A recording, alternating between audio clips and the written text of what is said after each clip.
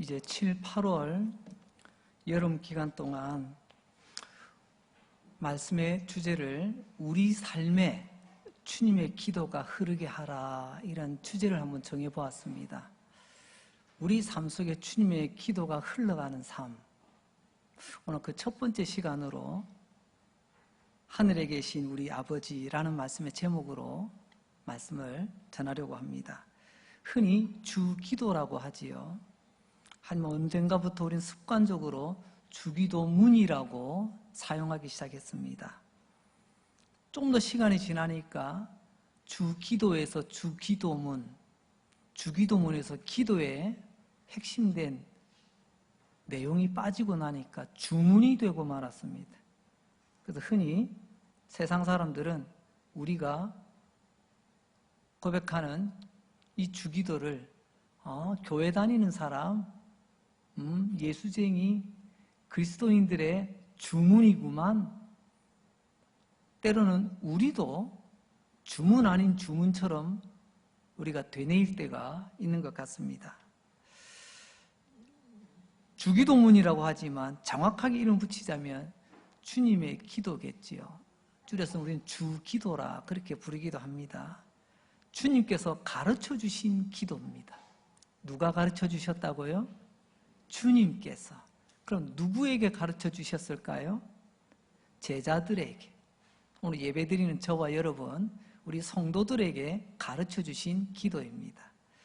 주님의 기도, 여기는 또 다른 별명이 하나 있는데, 주님의 기도는 우리 신앙의 심장이다, 이런 말이 있어요. 심장은 피를 온몸에 펌프질해서 보내는 아주 중요한 기관입니다. 흔히도 우리는 기도는 호흡이라고 하잖아요. 겉으로 볼 때는 호흡입니다. 근데 실제로 이 호흡은 공기를 들어 마시고 내쉬는 것 아닙니까? 근데 공기 속에 이 산소를 우리가 어떻게 온몸에 운반하나요? 결국 심장에서 뿜는 이 피가 이 산소를 머금고 온몸에 공급하게 되는 겁니다. 그렇습니다. 주님의 기도, 우리 신앙의 심장이 멈춰버리면 그건 허수아비 기도와 마찬가지입니다. 주님의 기도는 이름 그대로 기도의 형식을 갖추고 있지만, 그러나 엄밀히 말하면 예수님의 제자들이 어떤 삶을 살아야 되는지, 어떤 삶의 목표를 가지고 살아야 되는지를 가르쳐 주시는 내용으로 가득 채워져 있습니다. 그래서 주님의 이 기도는 성도의 갈망과 성도의 목표가 고스란히 담겨 있는 기도이기도 합니다. 제자라면, 아니 하나님의 자녀라면 마땅히 가져야 될 삶의 목표, 그게 바로 주님의 기도 안에 담겨져 있다는 거죠. 그 증거를 우리는 이 주기도 내용이 어디에 위치하고 있는가를 보면 알 수가 있습니다. 오늘 이 주기도의 내용은 마태복음 6장에 나옵니다. 조금 신앙생활 하신 분들, 마태복음 5장, 6장, 7장을 뭐라고 부르죠? 산상수훈이라고 불러요. 다시 말하면 예수님께서 우리에게 들려주신 가장 보석 같은, 너무나도 귀한 예수님의 설교라는 말씀입니다. 가르침. 이게 5장, 6장, 7장에 나옵니다. 그 유명한 너희는 세상의 빛이다, 너희는 세상의 소금이다, 이런 말씀이 거기에 다 나옵니다. 마태복음 5장에서 7장까지 이 산상수훈이라고 부르는 이 말씀의 핵심은요, 너희는 이렇게 살라는 것입니다. 우리가 어떻게 살아야 되느냐, 거기에 대한 내용을 예수님께서 찬찬히 우리에게 전해주고 있습니다. 그 가운데 마태복음 6장에 너희는 이렇게 기도하라 하시면서 오늘 본문의 내용을 전해주십니다. 여러분, 그 의미가 뭘까요? 이것은 단순히 너희들이 어떤 모임 가질 때, 좀 모임 애매하지? 전도회 모일 때, 어느 기관에서 모일 때, 그럼 끝날 때는 그냥 주기도만 하고 마쳐, 마침 사인으로 주신 게 아니라는 거죠. 주님의 기도의 위치가 바로 예수님을 따르는, 예수님 믿고 따르는 제자라면 마땅히 알고 지켜야 될 삶의 목표와 삶의 내용이라는 것입니다. 그래서 마태복음 5장에서 7장 사이에 이 말씀이 있는 것입니다. 그래서 이것은 단순히 외우는 암송용이 아니라 그 내용으로 우리가 삶을 살아내어야 된다는 것입니다. 먼저 우리는 이 주기도에 관한 위치적인 이해를 먼저 하고 이제 오늘 첫 번째 시간 주님께서 우리에게 주신 이 주기도의 은혜를 나누고자 합니다. 첫 번째 주제는요, 하늘에 계신 우리 아버지, 다른 말로 하면 하나님은 하늘에 계십니다 라는 내용입니다. 인간과 하나님의 근본적인 차이가 뭘까요? 물론 다윗과 골리앗의 차이처럼 인간과 하나님의 차이는 엄청납니다. 아마 하루 종일 이야기해도 끝이 안 날 거예요. 하지만 성경은 우리에게 이렇게 이야기합니다. 인간과 하나님의 근본적인 차이가 뭐냐? 인간은 땅의 존재고 하나님은 하늘의 존재라는 것입니다. 이게 가장 정확한 성경적 구분입니다. 우리 인간과 하나님의 차이가 뭐라고요? 우리는 인간은 땅의 존재, 하나님은 하늘의 존재. 하나님은 하늘에 계신다라고 하는 말은 하나님의 존재 방식을 표현하는 이야기죠. 근데 또 하나님은 하늘에 계십니다라고 하는 것은 하나님을 높여드리는 찬양의 내용이 되기도 합니다. 하나님을 찬양한다. 어떤 찬양일까요? 한 3가지 정도 살펴보죠. 첫 번째로 하나님은 하늘에 계십니다라고 하는 표현은요, 하나님은 초월에 계십니다. 하나님의 초월성에 대해서 우리에게 보여주는 찬양입니다. 성경에는 하늘을 크게 2가지로 말씀합니다. 우리가 흔히 이야기하는 것처럼 원래 전통적으로 유대인들은 하늘을 7가지로 이렇게 나누었다고 합니다. 하지만 그런 거 다 떠나서 우리가 일반적으로 볼 때 하늘은 2종류로 나눌 수가 있는데요. 하나는 물리적인 하늘입니다. 흔히 말하는 스카이, 저 푸른 하늘을 말합니다. 새가 날아다니고 구름이 떠다니고 해와 달과 별들이 걸려있는 바로 그 하늘, 스카이를 하늘이라고 우리는 표현하죠. 2번째로는요, 또 하나의 하늘이 있습니다. 그것은 바로 영적인 하늘입니다. 하나님이 계시는 하늘을 말하는 거죠. 우리가 물리적인 하늘은 스카이라고 했다면 이 영적인 하늘, 하나님이 계신 하늘은 헤븐이라고 우리가 말할 수가 있겠습니다. 하나님은 하늘에 계신다라고 하는 이 말의 의미는 하나님은 땅에는 그 어느 무엇과 비교 대상이 아니라는 것입니다. 이 세상의 그 무엇과도 비교할 수 없는 그런 초월한 하나님. 그래서 욥기 22장 12절을 보면 이렇게 성경은 말씀하십니다. 하나님은 높은 하늘에 계시지 아니하냐? 그런데 보라, 우두머리 별이 얼마나 높은가? 이 말은요, 하늘에 보면 이런 별 저런 별들이 있는데 그가 가장 우두머리 별, 원래 우두머리 제일 높은 데 있지 않습니까? 근데 이 말은요, 그 우두머리 별보다 더 높은 곳에 계신 하나님이시다라는 말이에요. 그래서 하나님이 하늘에 계신다라고 하는 이 말은 하나님의 초월성을 찬양하는 대목이 되겠죠. 2번째, 하나님은 하늘에 계신다라고 하는 말은 어떤 찬양이냐? 하나님의 영원성을 찬양하고 있습니다. 인간에게는 있지만 하나님에게는 없는 것이 있습니다. 아니, 하나님께 없는 게 뭐 있죠? 네, 인간은 너는 흙에서 왔으니 흙으로 돌아갈지니라. 즉 흙에서 왔답니다. 인간은 시작이 있어요.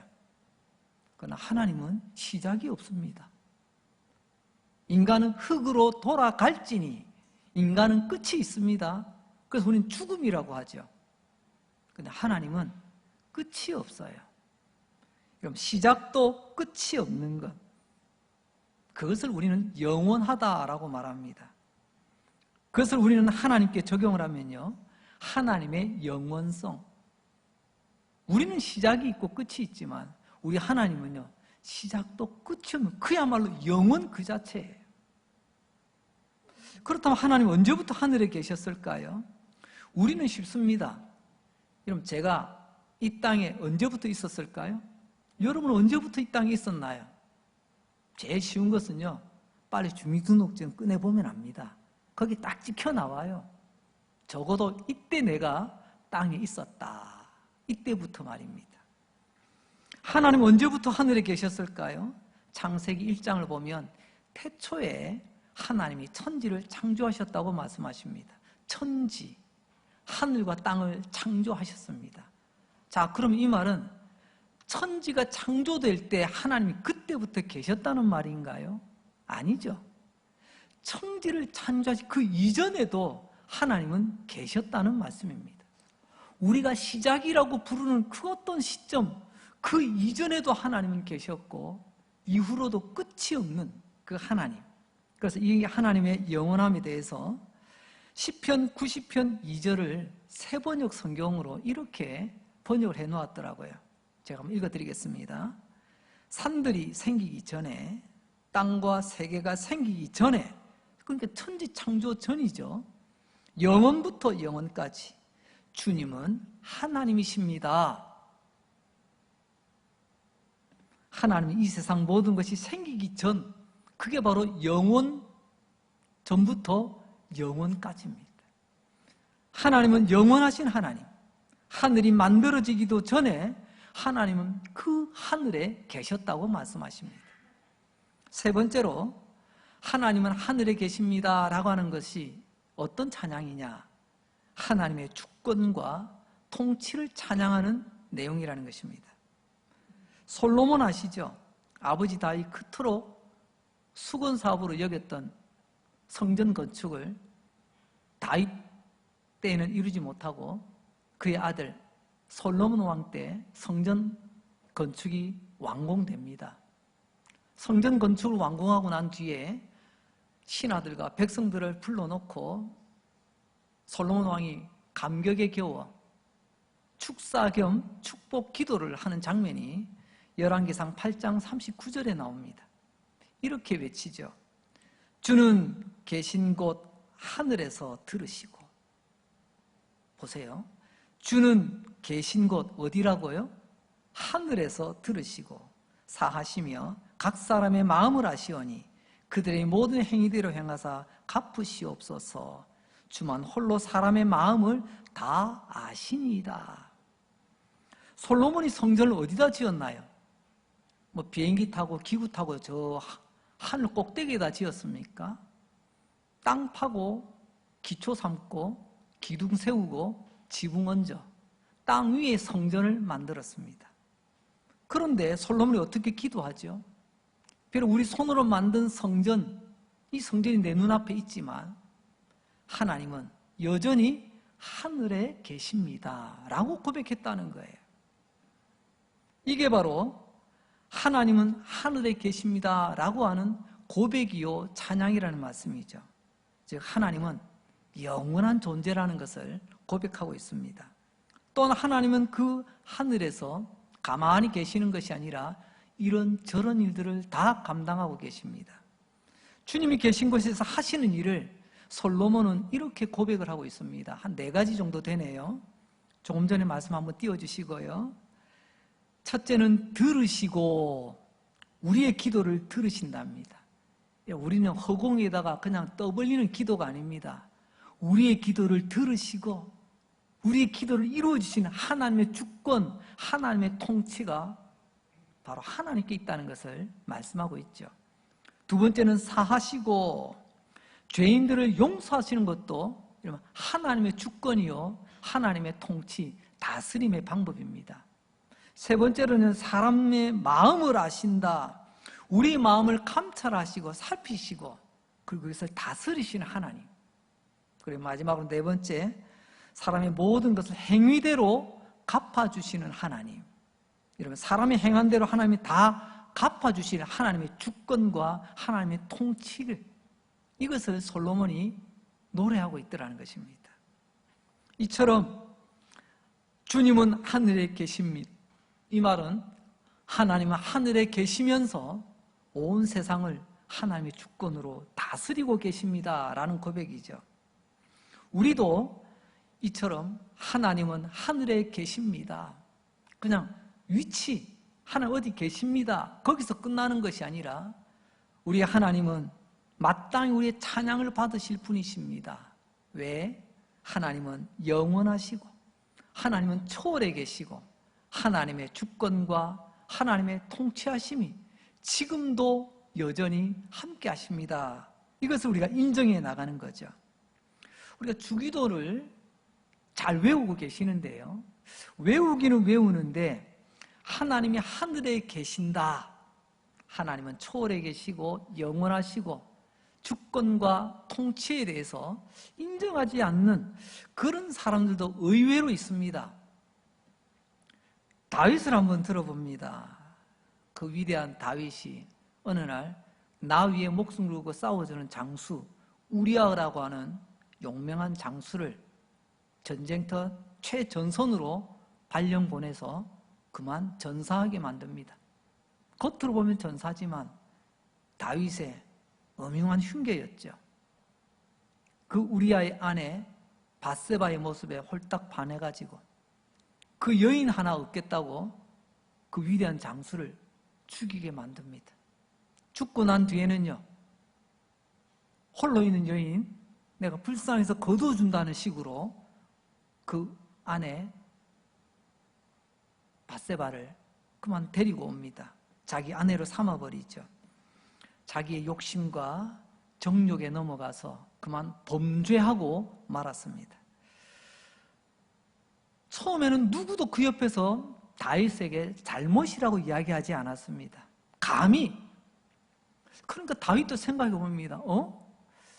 이게 뭐가 잘못이야? 내가 왕인데 뭐 나로서 이 정도는 할 수 있는 것 아니야? 라고 자기도 그렇게 심각하게 생각하지 않습니다. 주변에도 아무 말도 안 해. 자기도 심각성을 못 느껴. 그때 하나님께서는 선지자 나단을 보내서 다윗으로 하여금 무엇이 잘못됐는가를 깨닫게 해줍니다. 그때 다윗 하나님 앞에 바로 엎드리게 되죠. 자기의 잘못을 인정하고 자기의 잘못을 시인하고 회개하죠. 그러자 하나님께서는 이 엄청난 죄를 지은 다윗을 용서해 주십니다. 그리고 다윗 다시 한번 은혜를 주셔서 여러분 이전보다 더 멋진 하나님의 사람으로 쓰임을 받습니다. 새롭게 인생을 시작하는 은혜를 얻게 된 거죠. 왜 그렇게 하나님께서는 다윗에게 새로운 은혜를, 새로운 인생을 달려갈 수 있는 기회를 주셨을까요? 여기에 대해서 브레넌 매닝이라고 하는 목사님께서 이렇게 설명을 해주고 계십니다. 제가 한번 인용해 보죠. 그것은 다윗이 잘못과 죄를 시인했기 때문이다. 왜 그랬다고요? 다윗이 자기의 잘못을, 자기의 죄를 인정, 시인했다는 거예요. 그때 하나님은 그를 용서하시고 새롭게 달려갈 수 있는 은혜를 주셨다는 거예요. 그러면서 계속 이렇게 말씀합니다. 그러나 부인하는 것은 치유할 수 없다.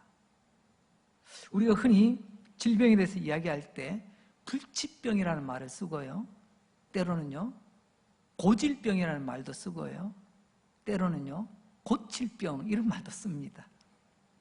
불치병은 그야말로 지금까지 우리의 의학과 여러 가지 의술로 치유할 수 없는 상태를 말합니다. 우리의 한계죠. 그러나 하나님께서 은혜 베푸시면 불치병도 고침을 받게 되는 역사가 있게 될 줄로 믿습니다. 그런 역사들을 많이 보잖아요. 이것은 하나님께서 주권적으로 역사하시면 가능한 거죠. 두 번째로는요, 고질병이 있습니다. 병은 병인데 이게 분명히 약이 있어요. 이 고치는 방법이 있다니까요. 때로는 식습관을 바꾼다든지 아니면 의사의 처방대로 약을 이렇게 규칙적으로 잘 복용한다든지 잘 관리를 하게 되면 고칠 수 있는 병이에요. 그런데 고칠 수는 있는데 지금까지 습관 때문에 계속해서 그 병을 달고 있는 겁니다. 내가 왜 의사 말 들어? 내가 이 맛있는 건 내가 왜 안 먹어? 내가 뭐 천만년 살 것도 아닌데 뭐 그냥 이대로 그냥 있다가 갈래. 그럼 병은 달고 있는데 고쳐지질 않습니다. 뭐 시간이 지나면 고쳐질 것 같지만 절대 안 고쳐집니다. 환자 본인의 의지에 달려 있는 거죠. 이걸 고질병이라고 합니다. 근데 고칠 병이 있어요. 이것은 의사의 말에 처방대로 때로는 내 습관을 바꿔야 된다면, 음식을 바꿔야 된다면, 그리고 또 규칙적으로 이것을 해야 된다면 그것을 그대로 받아들이는 겁니다. 그러면 고쳐지는 병이에요. 여러분, 자신의 잘못과 죄를 시인할 때에 우리는 치유가 있고 회복이 있고 거기에 은혜가 있게 되는 것입니다. 그러나 남들이 말 안 한다고, 또 나는 그렇게 심각하게 여기지 않는다고 계속해서 부인하면 치유도 없고 은혜도 없는 것입니다. 그래서 우리가 죄를 시인한다는 것, 인정한다는 것은 굉장히 중요한 은혜의 통로가 되는 거예요. 오늘 주제로 말하자면 하나님은 하늘에 계십니다. 하나님은 영원하시고 초월하시고 전능하셔서 이 세상을 다스리시고 나의 인생을 다스리고 주관하고 계시고 통치하심을 믿으시기 바랍니다. 우리가 이 진리를 시인하고 인정하고 받아들이면 그것은 곧 하나님의 은혜가 될 것입니다. 이제 두 번째 주제로요. 이렇게 하나님이 약속하신 하나님의 그 큰 은혜, 하나님은 하늘에 계십니다 라고 하는 이 진리를 시인하고 인정하는 사람이 주시는 하나님의 큰 은혜 세 가지를 말씀드리려고 합니다. 첫 번째 은혜는요, 하나님에 대한 경이로움을 얻게 됩니다. 경이로움이라고 하는 것은 존경의 마음과 또 한편은 좀 두려워하는 마음이 같이 있는 것을 경이롭다라고 말합니다. 경이로움은 내가 생각할 수 없는 그런 어마어마한 상대를 만났을 때, 또 나와 비교할 수 없는 정도로 크고 위대한 것을 만났을 때 느끼는 우리의 감정이죠. 영적인 세계도 마찬가지입니다. 우리가 하나님이 얼마나 높고도 크고도 위대하신지를 우리가 느끼는 순간 우리는 하나님에 대한 경이로움을 느끼게 됩니다. 죄송합니다. 여러분에게 아직도 하나님에 대한 경이로움이 있습니까? 오늘도 하나님 앞에 나와 예배 드리는데 예배드린 우리의 마음이 하나님을 위한 존경의 마음과 하나님을 향한 두려운 마음이 함께하여 우리 마음의 중심을 다하여 예배를 드리고 있습니까? 그냥 교회만 다니고 있는 것 아닌가요? 이런 분들의 특징이 있죠. 늘 하나님을 만만하게 봅니다. 하나님과 아예 그냥 맘먹으려고 해요. 때로는요, 하나님의 몸된 교회도 아주 만만하게 봅니다. 함부로 하려고 하죠. 이게 너무나 잘못된 거죠. 여러분, 에덴 동산에 뱀이 찾아와서 하와를 유혹할 때 내용을 한번 보세요. 하나님께서 왜 사람에게, 아담과 하와에게 그 동산에 오직 하나입니다. 딱 하나만 금하게 하셨을까요? 하나님 아까워서가 아닙니다. 그게 너무 맛있어서도 아니에요. 너무 비쌌어도 아닙니다. 오직 하나입니다. 내가 너의 창조주임을 잊지 말라는 것입니다. 창조주 하나님께서 우리에게 모든 것 주셨지만 혹시 잊어버릴까 봐 요거 하나는 기억해라. 그래서 하나님 그 기준을 정하신 거예요. 그 처음에는 하나님을 향한 경이로움이 있었습니다. 근데 뱀이 찾아와서 사람을 이리 흔들고 저리 흔드는 가운데 그만 조금만 지나니까요, 뭐라고 이야기합니까? 산악과 그 따먹어도 안 죽어. 이전에는 죽음이라는 말 앞에서도 우리가 벌벌했는데 아예 안 죽는다고 거짓말을 합니다. 그러다 한술 더 뜨죠. 그 다음 말이 뭐죠? 네가 이것을 따먹으면 먹는 날에는 어떻게 된다고요? 너 하나님처럼 되는 거야. 이걸 가만히 생각해 보세요. 하나님에 대한 경이로움, 하나님을 향한 존경과 두려움의 마음을 송두리째 뽑아갑니다.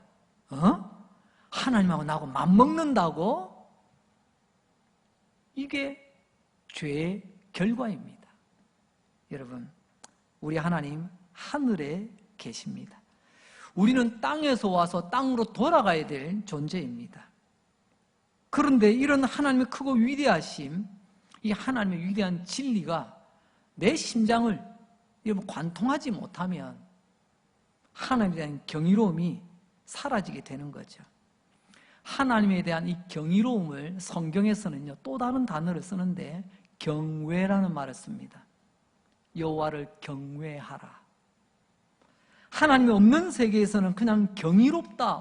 놀라워. 근데 성경은 하나님 향한 경이로움을 경외라는 단어를 쓰죠.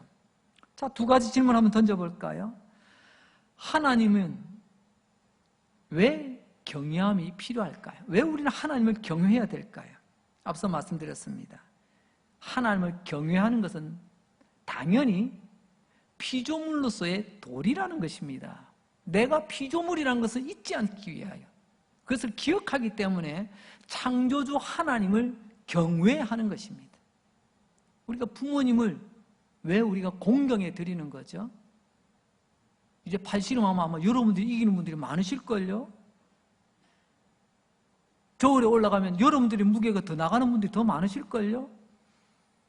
정보로 따지자면 여러분들이 더 똑똑할걸요? 그런데 왜 부모님께는 공경의 태도를 가지게 되나요? 그것은 바로 부모님을 통하여 내가 있기 때문이 아닙니까? 이거 조금 더 크게 보면 하나님이 우리의 창조주시요, 나는 하나님 때문에 있는 피조물입니다. 이걸 알기 때문에 우리는 하나님을 경외하는 것입니다. 그 경외심으로 시작되는 것이 바로 예배입니다. 예배는 와서 앉아있는 게 아니에요. 나의 창조주 되신 하나님 앞에 피조물인 내가 드리는 최상의 표현이에요. 그래서 예배의 자리는 두렵고 떨림으로, 하지만 하나님을 존경하는 마음으로 우리 마음과 정성을 다하여 드리는 현장이 되는 것입니다. 두 번째로, 그러면 왜 우리는 하나님을 향한 경외심을 잃어버리게 됐을까요? 우리는 한때는 경외심을 가지고 있었습니다. 마치 아담과 하와처럼 선악과를 따먹기 전까지는요, 한때는 괜찮았어요. 그런데 어느 순간부터 이게 딱 꺾여버렸습니다.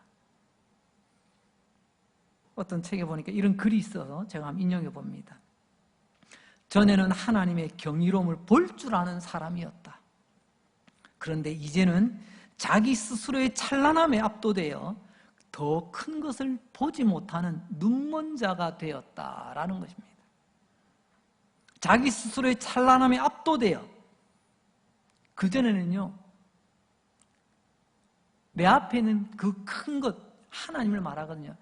하나님의 크고 위대하심이 날마다 나는 보고 느껴졌어요. 근데 어느 순간 마치 뱀을 만난 뒤에 하와처럼 하나님이란 내나 뭐 이제 아주 이제 만만하게 보이더라는 거죠. 마귀가 바로 그렇습니다. 여러분, 마귀의 또 다른 이름이 루시퍼 아닙니까? 스스로 빛나는 자였습니다. 스스로 빛나는 자, 하나님 곁에서 가장 하나님을 빛나게 될 천사가 자기 스스로의 빛에 도취되어 이제 스스로 하나님의 더 큰 것을 바라보지 못하고 자기 빛, 자기 영광에 갇히게 돼버린 거죠. 우리도 어느 날 나 스스로의 찬란함에 스스로 갇혀 있지는 않습니까? 그토록 커 보이던 하나님, 그토록 귀하던 주님의 몸된 교회가 어느 순간부터 만만하게 보이기 시작한다면 큰일입니다. 그 순간 나 이 정도 가졌어, 나 이제 아쉬울 것 없어, 내 소유 때문에 이제 하나님이 만만하게 보입니다. 하나님 안 도와주셔도요, 내 너 걱정 없어요. 나의 명예, 내 가는 데마다 사람들이 나 그냥 박수 쳐주잖아. 나의 영향력, 아직도 나는 내 말 한마디면 뭐든지 할 수 있어. 이런 것들 때문에 이런 것에 압도되어 나보다 크신 하나님을 보지 못하는 눈먼 자가 되지 않았냐는 말입니다. 그러면서 우리는 하나님 향한 경외심을 잃어버리게 되는 거죠. 하나님 향하여서 예배 드리는데 때로는 좀 우리가 불편할 때도 있습니다. 하나님을 예배 드리는 것보다 내가 불편한 것이 더 힘들다고 생각한다면 잘 생각해 보시기 바랍니다. 불편해도 하나님을 위하여 내 마음과 정성, 내 온몸을 드립니다. 고백은 하는데, 근데 아유, 우리 교회 의자는 왜 이렇게 불편해? 아이고, 우리 교회는 이 에어컨 조절이 왜 이렇게 안 돼? 누구는 춥다고 하고, 누구는 덥다고 하고. 원래 우리는요, 예배라는 말이 참 잘 표현되어 있잖아요. 예, 마음을 담아, 배, 엎드려 절하는 것. 이게 원래 예배의 정신이거든요. 근데 우리는 마룻바닥에서 예배 드리다가 조금 배긴다고 우리는 방석을 찾기 시작했고, 조금 지나서 이제 의자를 찾기 시작했고, 이제는 의자에 앉아서도 좀 더 편하게 들릴 수는 없나. 그래서 때로는요, 의자가 이제 극장식 의자로 바뀌는 그런 것도 봅니다. 뭐 여러 가지 형편들은 있겠죠. 그럴지라도 우리가 중심은 잊지 말아야 되는데요, 하나님을 향한 경외심을 잃어서는 안 된다는 것입니다. 우리 마음에 최소한의 믿음의 긴장은 풀어서는 안 된다는 거죠. 하나님 향한 경외심은 생각하지 않고 내게 조금만 불편해지면 그걸 견디지 못한다면 우리 경외심이 흔들리고 있지는 않는가 돌아보는 계기가 될 수 있길 바랍니다. 자, 이제 다시 하나님은 하나님이십니다, 하늘에 계십니다 라는 것을 인정하고 시인할 때 우리가 하나님께로부터 받는 두 번째 은혜가 있습니다. 세 가지가 있다고 했죠. 그 가운데 두 번째 은혜는 궁극적으로 살아있는 소망을 얻게 된다는 것입니다. 하늘에 계신 하나님이 천지 만물을 창조하고 지금도 다스리고 계시는데 하나님 뭐라고 말씀하시죠? 보시기에 좋았더라. 보시기에 좋았더라. 여러분, 하나님이 계신 하나님의 능력은 선한 능력입니다. 사랑하는 자를 향하여 그 선한 능력을 베푸시는 거죠. 성도 여러분, 우리의 삶에는 때로는 아프고 고통스러운 순간들이 있습니다. 고민들이 있습니다. 이 타락한 문화, 이 타락한 인간들, 하나님 도대체 어떻게 하시려고 이러십니까? 우리 장로님 기도하신 것처럼 세계 정서가 지금 심상치 않습니다. 또한 우리 주변에 돌아가는 뉴스도 다들 보면 걱정으로만 가득 찬 뉴스들만 있습니다. 하나님 도대체 앞으로 어떻게 되는 건가요? 심지어 옆 나라에서는 선거 유세 중에 세상의 초유의 총에 맞아 죽는 이런 끔찍한 일도 지금 바로 우리 주변에서 일어나고 있습니다. 하나님 어떻게 되려고, 이 세상 어떻게 되려고, 여기에 대한 하나님의 정확한 답이 하나님은 하늘에 계십니다. 이 대답이에요. 이게 무슨 말이냐고요? 우리를 아프게 하고 슬프게 하고 우리를 고민스럽게 만드는 그 모든 것에 대한 성경의 답은 하나님은 하늘에 계십니다. 결국 무슨 말이냐면 하나님 보시기에 좋았더라. 지금 과정은 우리가 만만치 않은 과정을 지나고 있지만 결국 하나님께서 모든 것을 보시기에 좋았더라, 하나님 보시기에 좋은 모습으로 만들어 가신다는 것입니다. 여러분, 우리의 삶은 하나님 보시기에 좋았더라로 마무리될 줄로 믿습니다. 여러분, 부질없는 걱정 이제 내려놓으시기 바랍니다.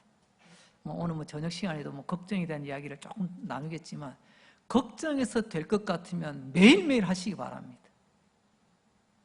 이제 우리가 걱정하지 않아야 될 이유는요, 하나님이 하늘에 계시기 때문에 그렇습니다. 초월하시고 영원하시고 전능하신 하나님이 하나님의 주권과 통치로 다스리고 계시기 때문에 결국에는 하나님 보시기에 좋았더라, 이렇게 만들어 가실 것을 믿기 때문에 그렇습니다. 그래서 사도 바울은 이렇게 고백을 하죠. 로마서 8장 28절입니다. 우리 잘 아시는 말씀인데 다 같이 한번 읽어보도록 하겠습니다. 시작. 우리가 알거니와 하나님을 사랑하는 자 곧 그 뜻대로 부르심을 입은 자들에게는 모든 것이 합력하여 선을 이루느니라. 아멘. 그러면 선을 이룬다는 말이 창세기식으로 바꾸면요, 보시기에 좋았더라 이렇게 되는 거예요. 하나님을 믿는 자, 곧 그 뜻대로 여러분 나아가는 자에게는 하나님 보시기에 좋은 결과로 맺어주신다는 것입니다. 그래서 우리 하나님은 하늘에 계십니다. 이것을 믿고 시인하고 인정하게 될 때 여러분, 우리는 하나님을 절대 신뢰하는 살아있는 소망을 가지게 된다는 겁니다. 여러분, 희망 고문이라는 이야기 들어보셨나요? 안 될 거 뻔히 알지만 그래도 한 가닥 희망, 그래도 뭔가 좀 안 될까 결과는 안 되는데 이걸 우리는 희망 고문이라고 합니다. 신앙은 희망 고문이 아닙니다. 하늘에 계신 하나님께서 보시기에 좋도록 우리의 삶을 하나님께서 통치하고 계신다. 그래서 우리는 살아있는 소망을 가지고 살아가는 사람들입니다.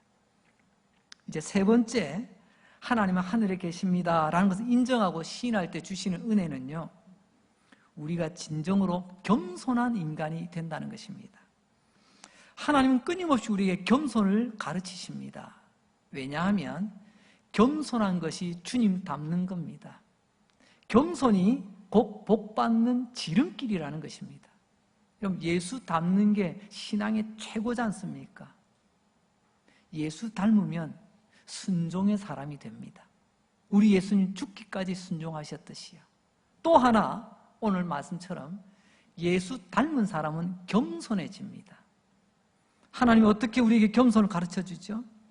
교만한 이 변목사를 하나님께서는 어떻게 겸손한 사람으로 만들어 가시죠? 그것은 다름이 아니라 두 가지가 있는데요, 그것은 나보다 큰 것을 만나게 하는 것입니다. 나보다 큰 것이 뭘까? 첫째는요, 시련입니다. 내가 감당할 만한 시련 앞에서는 사람이 절대로 겸손 안 해집니다. 이거 내가 할 수 있어? 이 정도는 내가 하지 뭐. 근데 내가 감당할 수 없는 시련을 만나면요, 사람이 그때서야 겸손해집니다. 두 번째로는요, 나보다 크신 하나님을 제대로 만날 때입니다. 지금까지 하나님이 만만했어. 뭐 하나님이나 내나. 왜 하나님 그냥 교회에 계세요? 우리 집에 따라오시면 안 됩니다. 우리 직장에 따라오시면 안 됩니다. 하나님을 그렇게 취급하다가 어느 날 하나님이 그 크고 위대하심을 만나는 순간이 있습니다. 그때 우리는 겸손하게 되죠. 여러분, 죄송합니다.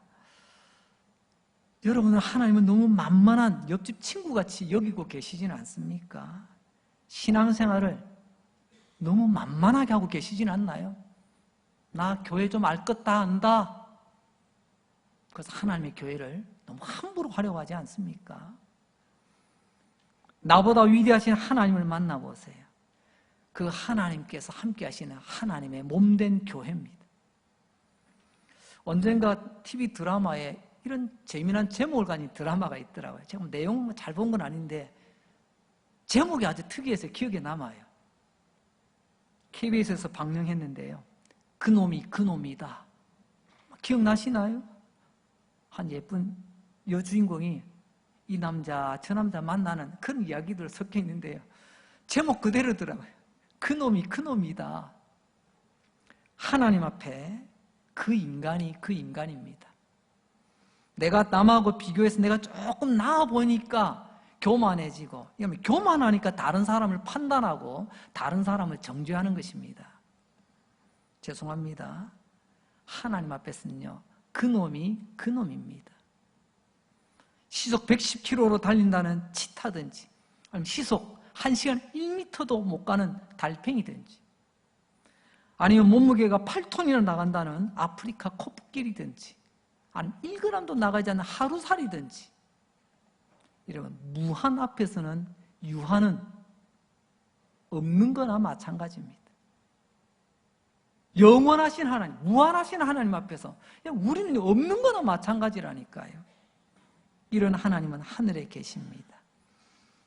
이 진리를 우리가 믿는다면 사람이 겸손해집니다. 이제 말씀을 마무리하겠습니다. 오늘 말씀을 시작하면서 주님의 기도는 우리 신앙의 심장이다라고 말했습니다. 주님의 이 기도가 벌떡벌떡 여러분 힘차게 움직여져야 여기서 뿜어지는 뜨거운 피가 우리 몸의 구석구석 공급될 때 우리가 힘차게 살아가는 것 아니겠습니까?